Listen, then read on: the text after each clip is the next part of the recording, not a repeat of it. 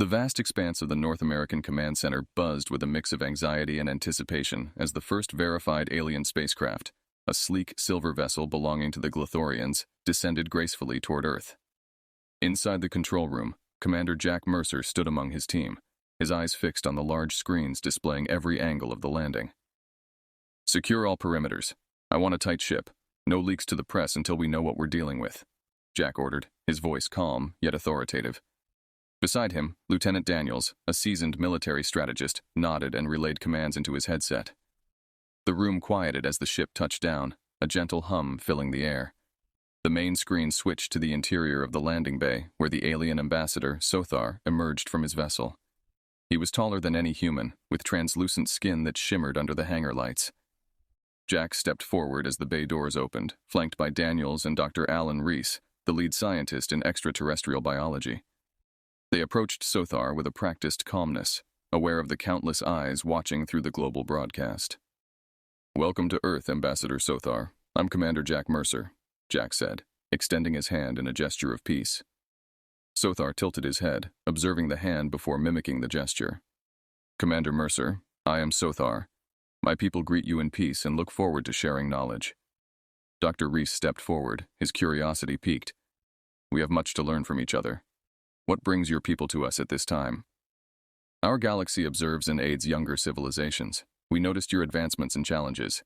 It is time for your species to join the greater cosmic community," Sothar explained, his voice a melodious echo that filled the hangar. Daniels looked over to Jack, skepticism written across his face. "What kind of aid are you offering, and what do you expect in return?" Sothar looked between the men, sensing the tension. "We offer technological and environmental solutions. In exchange, we seek only dialogue and mutual understanding." Jack nodded slowly, processing the implications. "Our world has faced many trials, Ambassador. Trust is not easily given." "Understood, Commander. Trust is the foundation of any great alliance. We hope to build it with you and your people," Sothar responded, his gaze steady and sincere. Dr. Reese interjected, eager to diffuse the brewing tension. "Perhaps we could start with a tour of our facility. We'd love to show you our recent advancements in renewable energy and resource management." Sothar agreed with a graceful nod. As they walked, Jack signaled to Daniels discreetly. "Keep an eye on everything. I want full scans of their tech. Anything they brought with them, I want it assessed." Daniels acknowledged with a curt nod, falling back to coordinate the surveillance discreetly. As they toured the facility, Jack observed Sothar closely, trying to gauge the alien's real intentions. The initial pleasantries soon gave way to deeper discussions about Earth's history, human achievements, and the many struggles they had overcome. "The potential for your species is great," Sothar remarked as they concluded the tour. "But so are the perils you face. We hope to help you navigate them."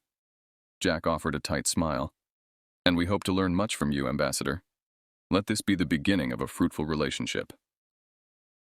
As Sothar returned to his ship for the night, Jack convened a meeting with his team. "Stay sharp," he advised them. "We're stepping into a larger universe. Let's make sure we're ready for whatever it holds." The team dispersed, each member aware of the gravity of their situation. Jack remained behind, staring out at the stars, pondering the future.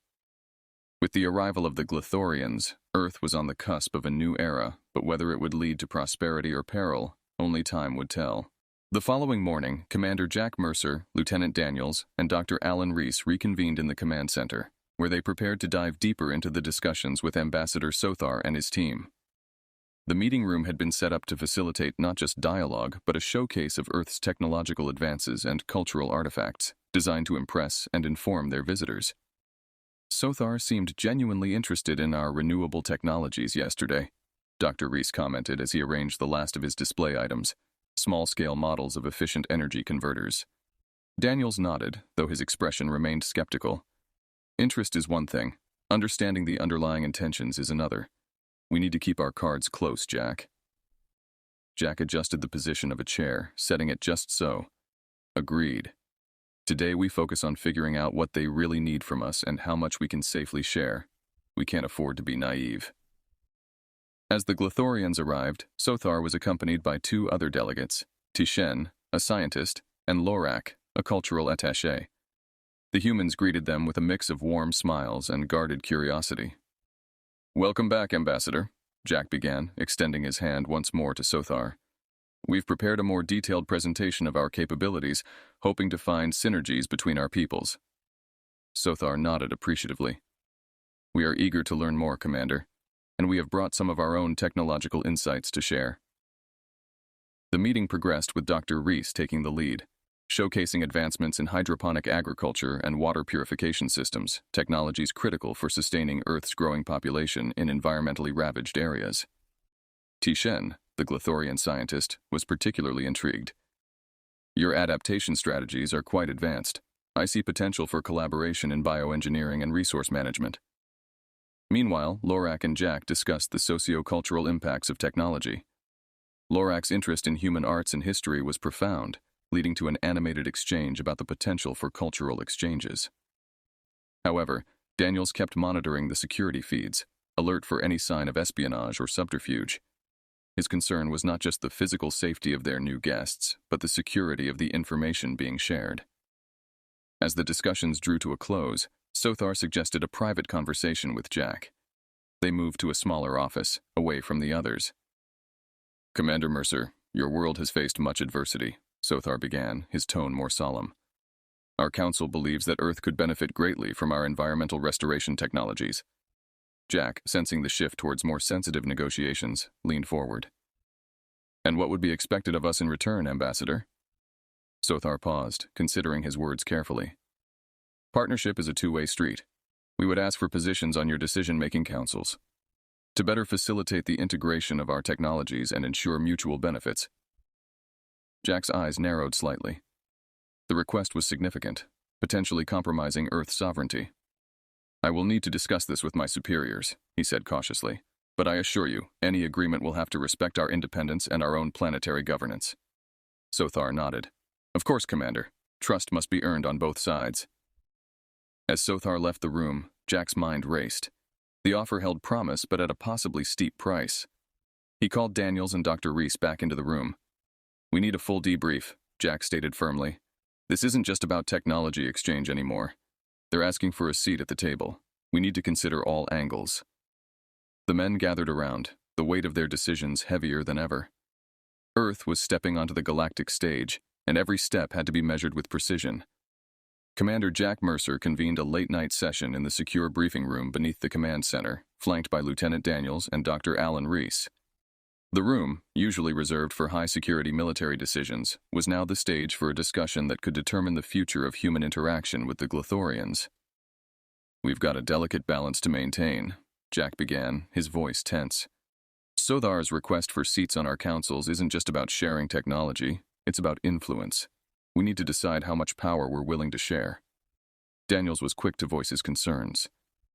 "If we give them too much influence, we might end up compromising our autonomy. It's not just about what they're offering now, but what they could potentially control in the future." Dr. Reese, however, saw it differently. Their technologies could significantly accelerate our environmental recovery efforts. Perhaps a limited advisory role could be negotiated to safeguard our interests. The debate continued, with each man weighing the risks and benefits until a sudden alert on the main screen interrupted them. The alert was from their deep space monitoring network, indicating a fast-approaching unidentified fleet heading towards Earth. Daniels switched to the live feed, displaying a swarm of sleek, dark vessels cutting through space with alarming speed and precision. "Those aren't Glothorian ships," he noted, analyzing their formations. Jack's focus sharpened. "Get me a secure line to Sothar, now!" Within minutes, Sothar appeared on the screen, his usual calm demeanor slightly unsettled. "Commander Mercer, we detected the fleet as well. They are the Zaltrax, a militant species known for their aggressive expansion. We did not anticipate their interest in your planet." Jack's mind raced.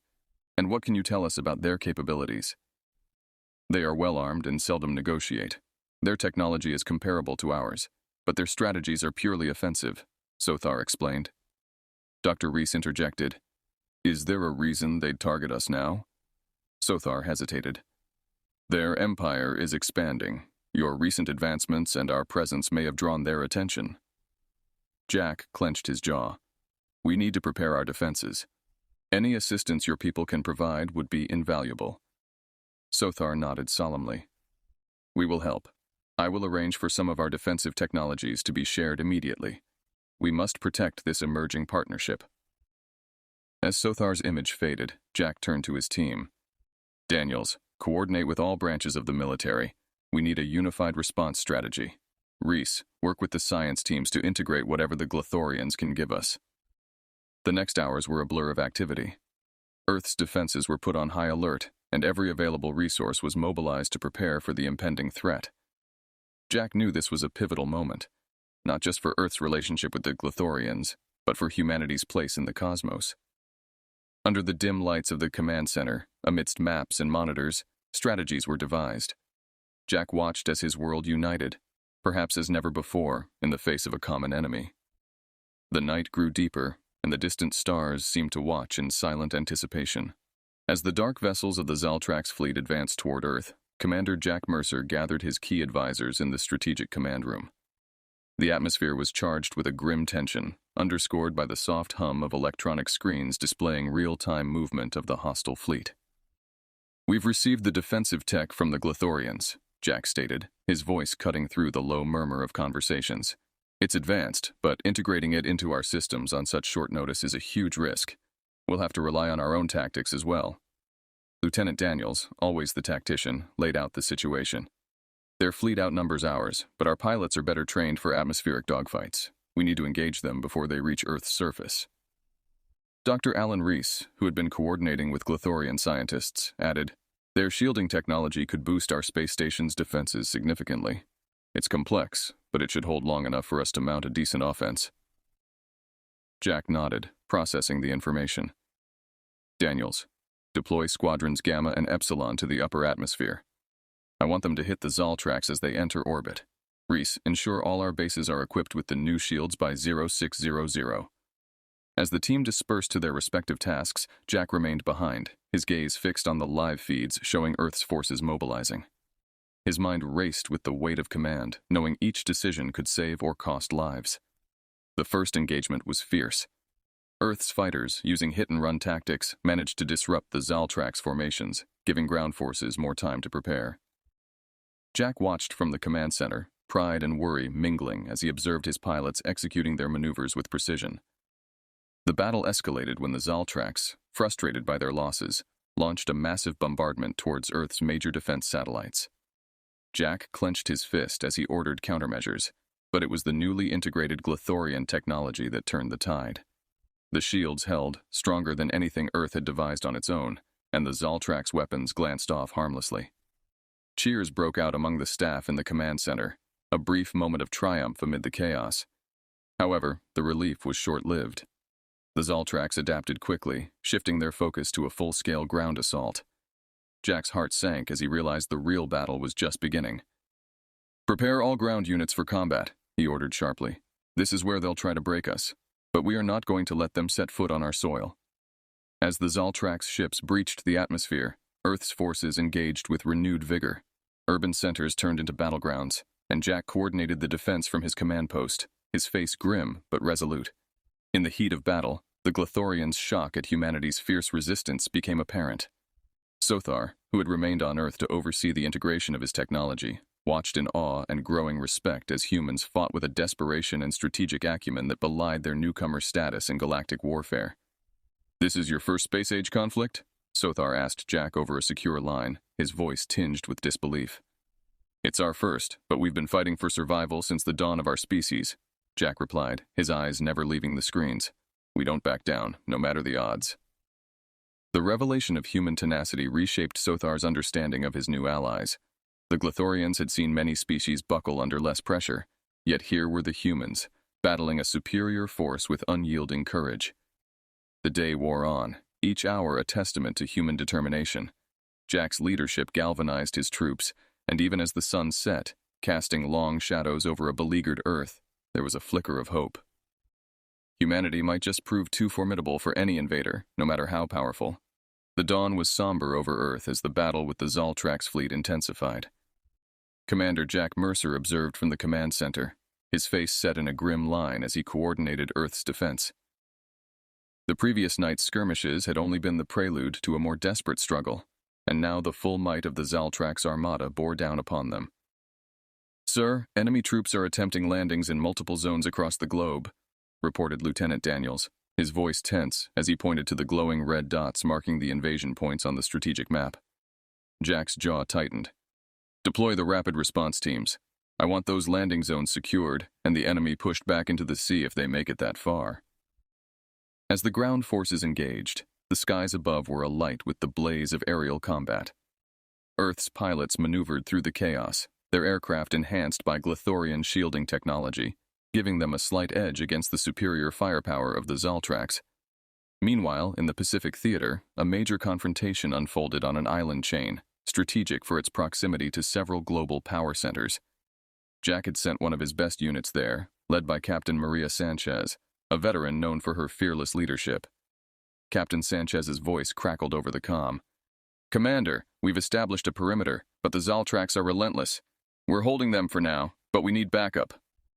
Jack nodded to Daniels, who coordinated the reinforcements. Hold tight, Captain. Support is on the way. Keep them engaged. Back at the command center, Dr. Alan Reese monitored the integration of alien technology into Earth's defenses. The energy converters are holding steady, Jack, but if we push them any harder, I can't guarantee they won't overload. Keep them at optimal levels, Alan. We can't afford a breakdown at this stage, Jack replied, his gaze never leaving the screens showing live feeds from the battlefields. The day wore on with fierce fighting. The Zaltrax, realizing the unexpected resistance Earth was mounting, began deploying heavier artillery, pounding the human defenses. Each blast was met with a determined counterattack, the humans leveraging their knowledge of the terrain and guerrilla tactics to great effect. In a daring move, Jack ordered a squadron of drones to target the Zaltrax flagship hovering over the North Atlantic. The drones, equipped with the latest explosive technology, darted through the enemy flanks undetected until the final moment. The explosion was spectacular, lighting up the command center screens. Cheers erupted among the staff, a momentary release of tension in the relentless pressure of war. Sothar, witnessing the human spirit and tactical ingenuity, felt a mix of admiration and apprehension. Commander Mercer, your species is remarkable, he transmitted privately to Jack. Your will to fight, to survive. It's unlike anything we've encountered. Jack, his eyes weary yet unyielding, responded, We fight for our home, our people. That's what any species would do, Ambassador. As night fell, the Earth forces, bolstered by their small victories, prepared for what was to come. Jack knew the Zaltrax would not retreat easily, but he also knew his people would not yield. They were ready to defend their planet to the last, driven by a deep-rooted determination that was as much a part of humanity as their very DNA. In the command center, as plans were drawn and troops rallied for the night's engagements, there was no talk of surrender, only resolutions of defiance and strategies for the dawn. Jack stood before his team, his presence a steadying force. Tonight, we hold the line. For Earth, for humanity, we stand together, unbroken. As night enveloped the embattled Earth, Commander Jack Mercer reviewed the latest intelligence reports in the dim light of the command center. The Zaltrax, though momentarily staggered by the loss of their flagship, were regrouping for another assault. Jack knew the next wave could be decisive. Lieutenant Daniels, status on the orbital platforms? Jack asked, his voice calm but carrying an undercurrent of urgency. Daniels checked his datapad before responding. Operational, but power levels are lower than ideal. We can't sustain another full-scale assault without risking them. Jack nodded, absorbing the information. It's time for a more aggressive strategy. We take the fight to them. Dr. Alan Reese looked up, concern etching his features. Commander, such actions could provoke a heavier response. Are we prepared for that? We don't have much choice, Jack replied. If we wait, we'll just be whittled down. We need to strike now, while they're still reeling from the last hit. It's a gamble, but it might give us the edge we need. Jack outlined his plan. A daring offensive to disable the Zaltrax's secondary command ship, currently orbiting on the dark side of the moon. The operation would require precise timing, stealth, and a bit of luck. I want a small team, volunteers only. This is going to be dangerous, Jack announced to the assembled officers. Immediately, several hands went up, including that of Captain Maria Sanchez, fresh from her skirmish in the Pacific. Good, Jack acknowledged, his gaze sweeping over the volunteers. Captain Sanchez, you'll lead the team. Daniels, coordinate the diversionary tactics. We'll make them think we're fortifying defenses, keeping their attention on Earth while we hit them where they won't expect. Sanchez nodded, determination in her eyes. We'll get it done, Commander. As the team prepared, Sothar approached Jack with a solemn expression. Commander Mercer, this tactic is highly risky. The Zaltrax are not known for their mercy. Jack met the ambassador's gaze squarely. Neither are we known for giving up, Ambassador. We appreciate your concern and your support, but this is our home at stake. We do what we must. With the plan set, Sanchez and her team boarded a specially outfitted shuttle, cloaked by the latest stealth technology provided by the Glothorians. As they launched, the rest of Earth's forces engaged in elaborate feints and maneuvers, simulating a buildup of defensive positions to draw enemy attention away from the lunar orbit. The shuttle's approach was tense, silent but for the low hum of the engines. As they neared the Zaltrax command ship hidden in the shadow of the moon, Sanchez initiated the attack sequence. Precision was key, there was little room for error. The assault was swift. Explosives disabled the command ship's communications array, while electronic warfare units scrambled its scanning systems. Caught off guard, the Zaltrax crew scrambled to retaliate. But by then, Sanchez and her team were planting additional charges along the ship's critical infrastructure. Back on Earth, Jack monitored the operation's progress, his heart racing with each update. This was the boldest move they had made since the start of the invasion, and its success was crucial. Finally, the confirmation came through. The mission was a success. The Zaltrax command ship was severely damaged, drifting lifelessly in lunar orbit. Cheers erupted in the command center, a rare moment of unbridled joy amid relentless tension. Jack allowed himself a brief smile. "Well done, Captain," he said into the comm. "Prepare for extraction."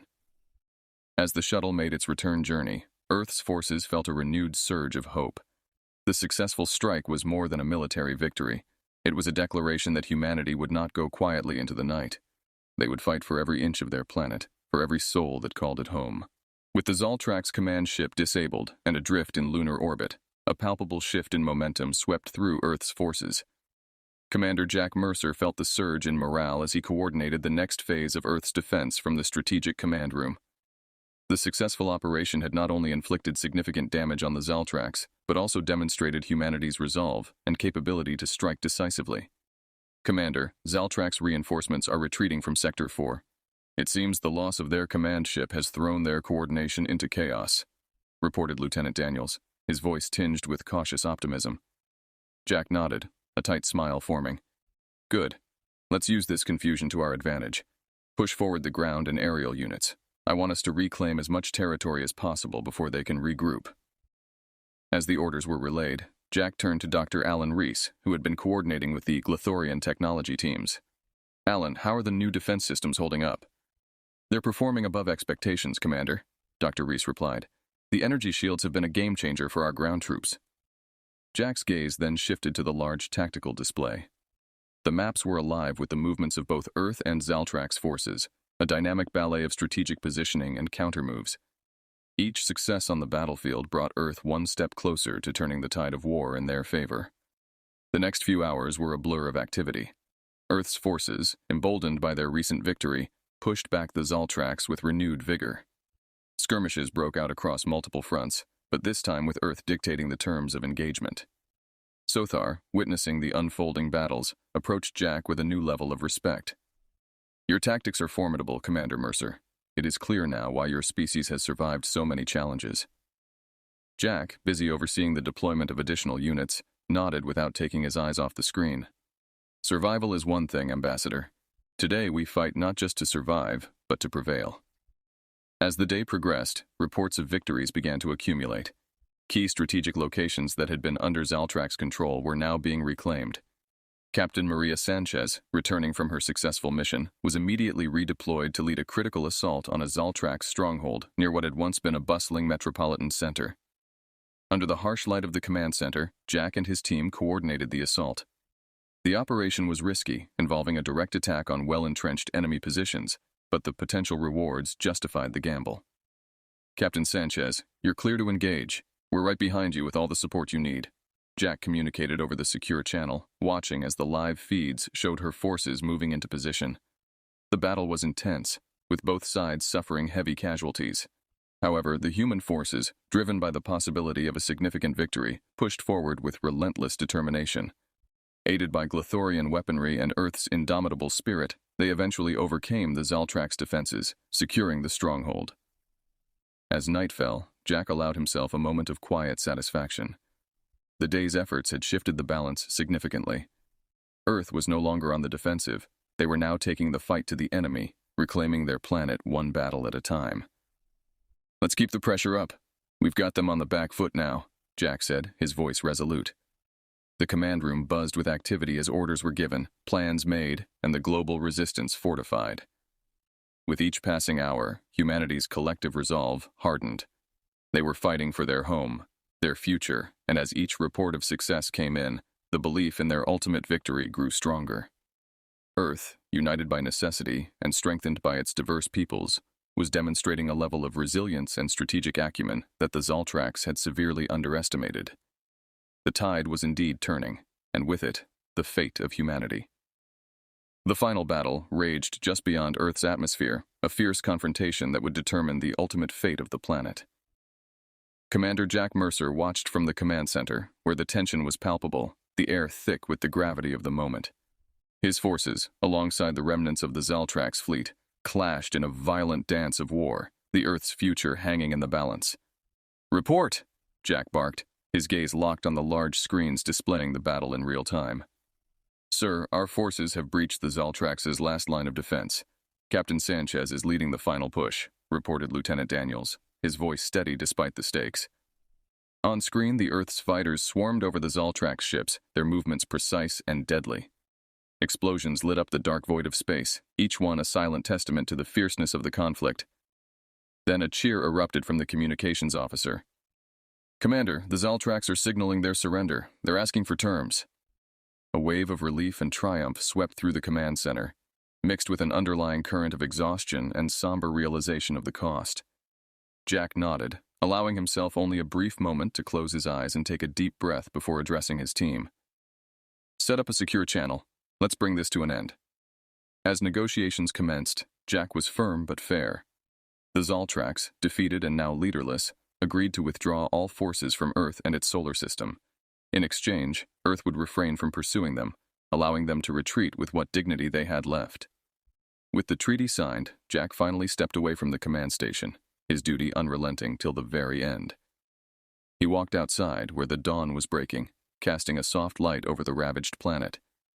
The war had left deep scars across Earth's face, and the task of rebuilding would be immense. In the following weeks, reconstruction began. Cities were rebuilt, ecosystems restored, and communities reunited. The Glothorians, true to their word, stayed to assist, their technology and knowledge invaluable in the healing process.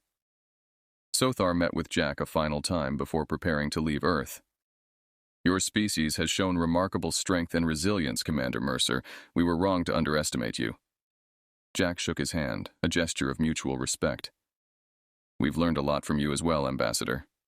Let's hope this is the beginning of a new era, one of peace and cooperation." As the Glothorians departed, Jack stood watching their ship disappear into the sky. He turned to see the faces of his team, of the people who had stood by him through the darkest hours. Their expressions were tired but hopeful, the weight of battle lifted from their shoulders. "We did it," Dr. Alan Reese said, coming to stand beside him. "Not just the fighting, but all of it. We're still here." "Yes," Jack replied, his voice soft but filled with resolve. "Now we rebuild. We make sure this never happens again. We teach our children this history, not so they learn war, but so they value peace." As they walked back to the command center, now transformed into a hub of reconstruction planning, Jack felt the true weight of leadership. It wasn't just about leading troops into battle. It was about guiding them through the aftermath, about building a future worthy of the sacrifices made. The end of the war was not just a cessation of hostilities, but a promise to future generations. Humanity had defended its home, learned of its potential and its peril in the cosmos, and now looked forward, determined to forge a better world. Jack Mercer, a soldier by necessity and a peacemaker by choice, led them forward, ever vigilant, ever hopeful.